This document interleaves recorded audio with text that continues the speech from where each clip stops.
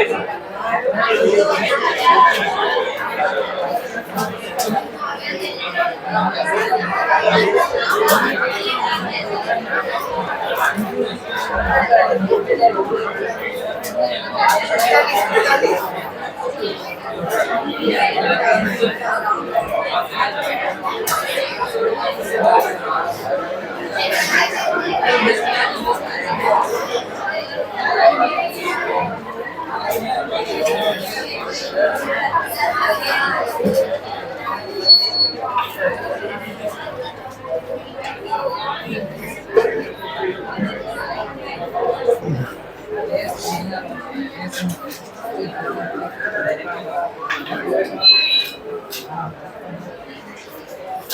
afternoon.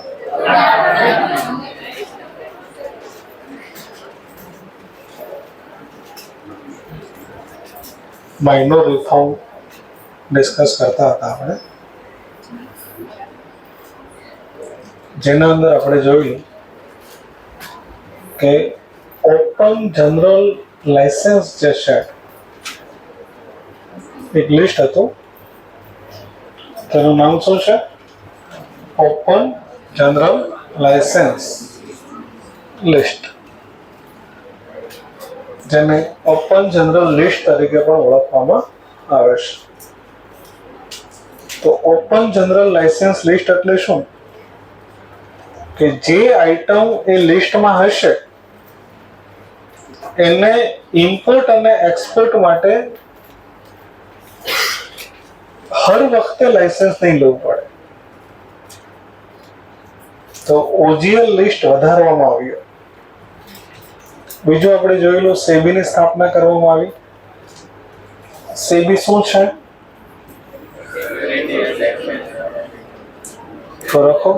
Regulator of capital market.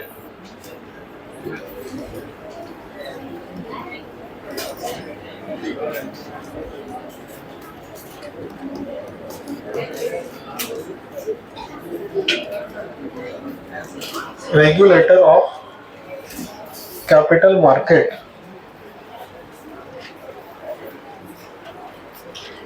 Council લખો. Capital માર્કેટને નિયમન કરનાર. કેપિટલ માર્કેટને નિયમન કરનાર. જેવી રીતે બેંક આરબીઆઈ જે છે, it is a regulator of bank. એવી જ રીતે SEBI is a regulator of capital market. તમને શેર બહાર પાડવા છે તો તમને સેબીની પરમિશન લેવી પડે. તો રેગ્યુલેટર તો 1992માં બન્યું, પણ સેબી શું છે એ તમને મેં સમજાવ્યું. બીજું આપણે વાત થયેલી કે રૂપિયાની વેલ્યુ ડેપ્રિસિએટ કરવામાં આવી. રૂપિયાની વેલ્યુ ઘટાડવામાં આવી. હવે વેલ્યુ ઘટે તો એની ઇફેક્ટ શું આવે સમજ. રૂપિયાની વેલ્યુ ઘટે તો પહેલા તો વેલ્યુ ઘટવી એટલે એનો મતલબ એવો છે કે માની લો કે રૂપિયો ચાલે છે ફોર એક્ઝામ્પલ 40 પર ડોલર. રૂપિયાની વેલ્યુ ઘટવી એટલે 50 થવું કે 30 થવું? 50 થાય એને વેલ્યુ ઘટી કહેવાય. આપણે અત્યારના સંદર્ભમાં સમજીએ. 80 પર ડોલર છે, 85 છે, પણ આપણે 80 સમજીએ. તો 80 પર ડોલર હોય અને એમાંથી 90 પર ડોલર કરવામાં આવે તો રૂપિયાની વેલ્યુ ઘટી કહેવાય. તો રૂપિયાની વેલ્યુ ઘટે ને તો એક્સપોર્ટ વધે. રૂપિયાની વેલ્યુ વધે તો શું થાય? રૂપિયાની વેલ્યુ ઘટે તો એક્સપોર્ટ વધે. રૂપિયાની વેલ્યુ ઘટે ને તો એક્સપોર્ટ વધે. કઈ રીતે આપણે પ્રૂવ કરીએ? માની લો કે કોઈ વ્યક્તિને એ જે વેચે છે એનું કોસ્ટ 70,000 રૂપિયા આવે છે, એને પ્રોફિટ કરવો છે 10,000 રૂપિયા, તો એને વસ્તુ કેટલામાં વેચવી પડે? 80,000 માં વેચવી પડે વસ્તુ. સેલ પ્રાઇસ શું બનશે એની? 80,000. માની લો કે એને ફોરેનમાં વેચવું છે. ફોરેનમાં વેચવું હોય તો ભાવ શું આપશે? 80,000 આપશે કે ડોલરમાં ભાવ આપવો પડશે? ડોલરમાં આપવો પડશે. તો શું ભાવ બનશે ડોલરમાં? 80 રૂપિયા પર ડોલર. 80 રૂપિયા.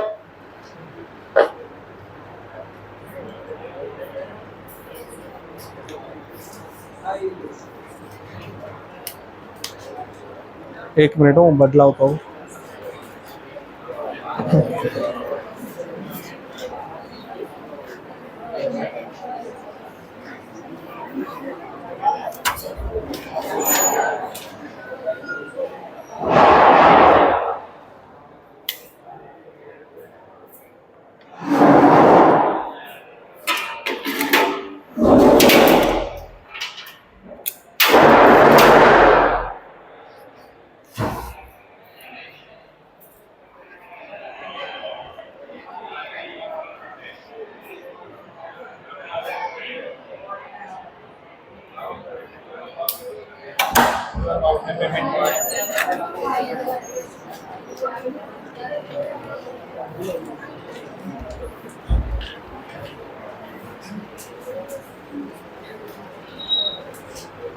अगर 80 રૂપિયા પર ડોલરનો ભાવ હોય તો એને વસ્તુ કેટલામાં વેચવી પડે?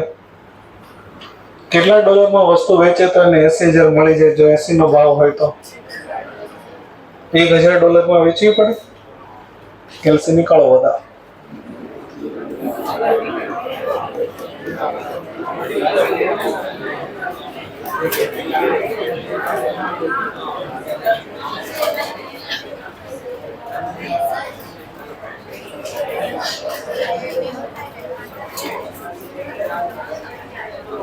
वो डिस्कशन नहीं करता. चेर એટલા માટે જ રાખી છે અહીંયા. બેસાડી દેશે અહીંયા મારા બાજુમાં.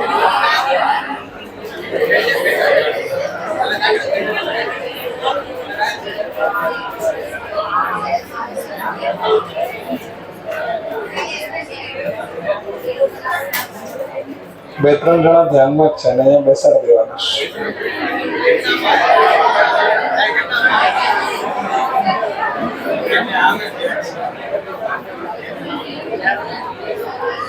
અને જો 90 રૂપિયા ભાવ હોય, 90 રૂપિયા ભાવ હોય તો કેટલા ડોલરમાં વસ્તુ વેચવી પડે?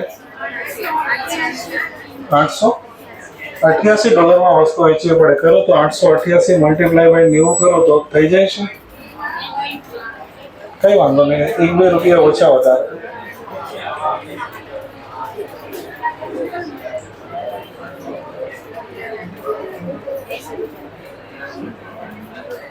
તો 80 રૂપિયા પર ડોલર ભાવ હોય તો $1,000 ભાવ આવે છે. અને 90 રૂપિયા પર ડોલર ભાવ હોય તો $888 ભાવ આવે છે. આનો મતલબ શું થયો કે વસ્તુ સસ્તી ક્યારે છે? રૂપિયાની વેલ્યુ ઘટી તો. રૂપિયાની વેલ્યુ ઘટે તો એક્સપોર્ટ વધે. પણ ફાયદો ત્યારે થાય જો આપણું ઇમ્પોર્ટ કરતા એક્સપોર્ટ વધારે હોય તો. જો આપણું ઇમ્પોર્ટ વધારે હોય તો તકલીફ શું પડે? ઇમ્પોર્ટ વધારે હોય તો તકલીફ શું પડે? જે વસ્તુ માટે આપણે 80,000 ચૂકવવા પડતા હતા એના માટે હવે કેટલા ચૂકવવા પડશે? 90,000. બહારથી માની લો તમે કોઈ વસ્તુ મંગાવો છો, $1,000 ની વસ્તુ છે. ફોર એક્ઝામ્પલ આઈફોન $1,000 નો છે તો 80 રૂપિયા ભાવ હોય તો તમને આઈફોન કેટલામાં પડે? 80,000 માં. 90 રૂપિયા ભાવ હોય તો તમને આઈફોન કેટલામાં પડે? 90,000. તો ઇમ્પોર્ટ મોંઘું થાય, એક્સપોર્ટ સસ્તું થાય. તો આપણી ગવર્મેન્ટે 1980s દરમિયાન રૂપિયાની વેલ્યુ ઘટાડી. કેટલી ઘટાડી? 30%. 30%. આ સમય દરમિયાન રૂપિયાની વેલ્યુ ઘટાડી. કેટલી વેલ્યુ ઘટાડી? 30%. તો 30% રૂપિયાની વેલ્યુ ઘટાડવામાં આવી. આ એવું દર્શાવે કે આપણી સરકાર રૂપિયાને ડેપ્રિસિએટ કરવા માંગે છે. આ પેરેગ્રાફ એવો લખ્યો છે. આ શું દર્શાવે? આપણી સરકાર રૂપિયાને ડેપ્રિસિએટ કરવા માંગે છે. પહેલા જે કરવા માંગતી નહીં હતી, તો આનાથી એક્સપોર્ટને ફાયદો થયો. પછી લખ્યું છે 1986 ના અંદર જે બજેટ બહાર પાડવામાં આવ્યું એના અંદર ટેક્સને કટ કરવામાં આવ્યો, કટિંગ ટેક્सेस. 1986 ના બજેટમાં શું કરવામાં આવ્યું? ટેક્સ કટ કરવામાં આવ્યું. ઇમ્પોર્ટમાં લિબરલાઇઝેશન કરવામાં આવ્યું. લખો આયાતમાં ઉદારીકરણ. આયાતમાં ઉદારીકરણ.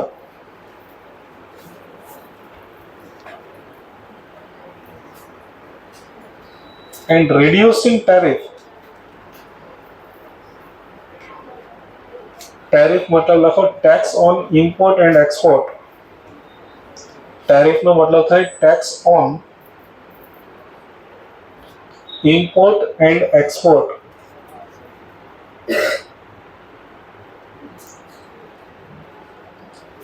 તો 1986 ના બજેટમાં 3 કામ કરવામાં આવ્યા. ક્યાં 3 કામ કરવામાં આવ્યા? ટેક્સ શું કરવામાં આવ્યો? ઘટાડવામાં આવ્યો. તો કટિંગ ટેક્સ. બીજું શું કરવામાં આવ્યું? ઇમ્પોર્ટ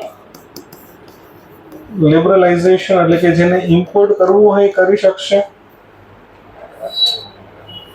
ઉદારીકરણ કરવામાં આવ્યું ઇમ્પોર્ટમાં. અને ટેરિફ ઘટાડવામાં આવ્યા. ઇમ્પોર્ટ અને એક્સપોર્ટ ઉપર ટેક્સ ઘટાડવામાં આવ્યા. તો આ ફેરફાર ક્યારે કરવામાં આવ્યા? Budget four 1986. 1986 નું જે બજેટ હતું એમાં 3 ફેરફાર કરવામાં આવ્યો. આ એક વસ્તુ છે. નેક્સ્ટ છે જે મેજર રિફોર્મ થયા. લખો રિફોર્મની ઉપર મેજર, MAJOR, મેજર.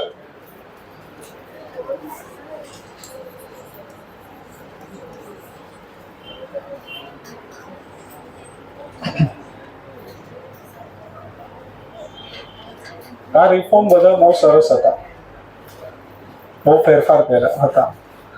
વધારે રિફોર્મ શેના હતા? 1980 માં રિફોર્મ વધારે થયા કે 1991 માં રિફોર્મ વધારે થયા? 1991 માં મેજર રિફોર્મ થયા. તો નીચેની લાઈન એવું કહે છે કે 1980s માં જે રિફોર્મ થયા એ લિમિટેડ હતા. અંડરલાઈન કરો, લિમિટેડ. અને એટલા માટે મોટા રિફોર્મ કરવામાં આવ્યા. ક્યારે કરવામાં આવ્યા? 1990s. પાછળ એસ લાગી જશે એટલે શું થશે? 1990 થી લઈને 2000. મેજર રિફોર્મ થયા 1991 માં, 1991 માં. અને એ રિફોર્મે ભારતની દિશા અને દશા બદલાવી. બહુ સરસ મજાના રિફોર્મ કર્યા. અને રિફોર્મને શેના તરીકે ઓળખવામાં આવે છે? LPG. Liberalisation, privatisation, globalisation. કોણે કર્યા આ રિફોર્મ? ડોક્ટર મનમોહન સિંહ. તો ડોક્ટર મનમોહન સિંહે રિફોર્મ કર્યા. He was hour finance minister. લખી દો, finance minister.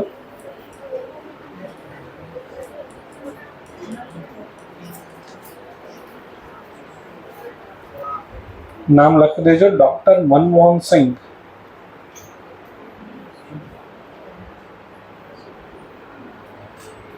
Doctor Manmohan Singh.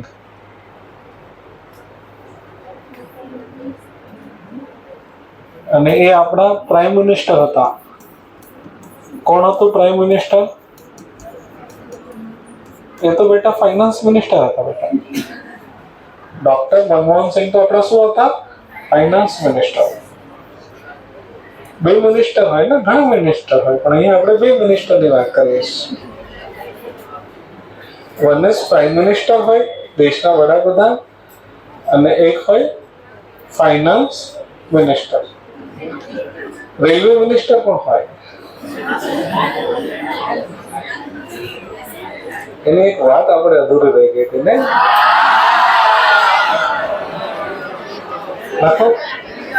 Narsinh Rao કોણ વડાપ્રધાન હતો એ વખતે? નરસિંહ રાવ.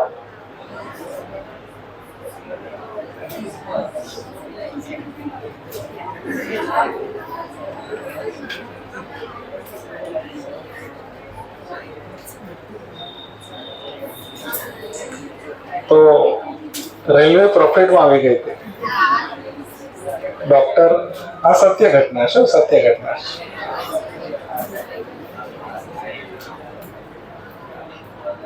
રેલવે પ્રોફિટમાં આવી ગઈ. 2-3 વર્ષ પછી, મતલબ જયારે રેલવે પ્રોફિટમાં આવી ત્યારે તો એ મેં તમને કીધું એમ આઈઆઈએમમાં જવા મળ્યા. ટ્રુ છે, સાચું છે, જોબ્સ નથી બેઠા. આઈઆઈએમ સુધી તો ઠીક હતું. હાર્વર્ડ વાળા બી એને બોલાવવા મળ્યા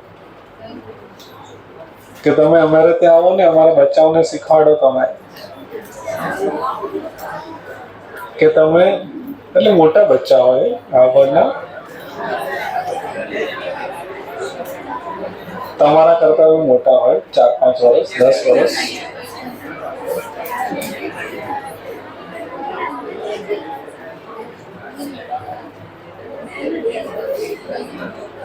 તો હાર્વર્ડમાં બી એને લેક્ચર આપતો કે મેં આવી રીતે કર્યું, મેં આવી રીતે, એના બિહારી ટોનમાં આપતા. અને 2-3 વર્ષ પછી ખબર પડી કે રેલવે તો કોઈ દિવસ પ્રોફિટમાં આવી જ નથી.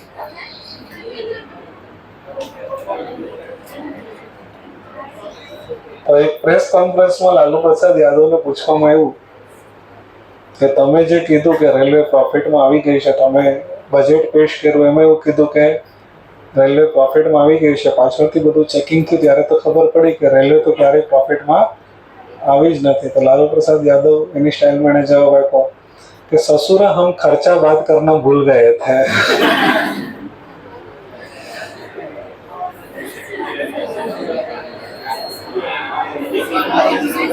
હવે ખર્ચો વાત કરવાનું ભૂલી જાય તો પછી પ્રોફિટમાં જ દેખાઈ જાય ને. તો આવી રીતે દેશને 2 વર્ષ સુધી એણે એવું કીધું કે રેલવે આપણું શું કરે છે? પ્રોફિટ કરે છે. તો reform 1991, LPG, liberalization, privatization, globalization, આપણો ચોથો રત્ન બી છે.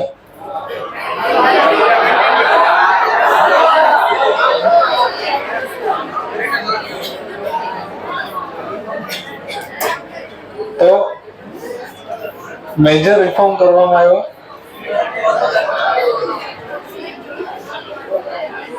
થોડું ભણી લઈએ પછી ક્યારેક ઇન્ફોર્મેશન.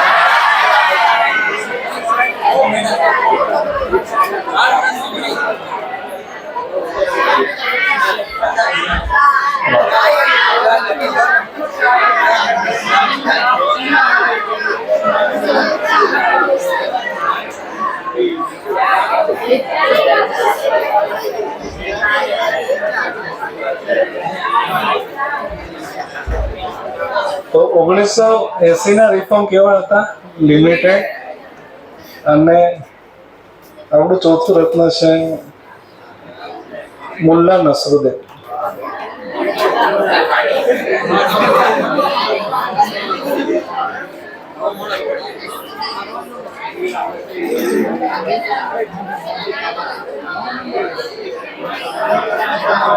મુલ્લા નસરુદ્દીન.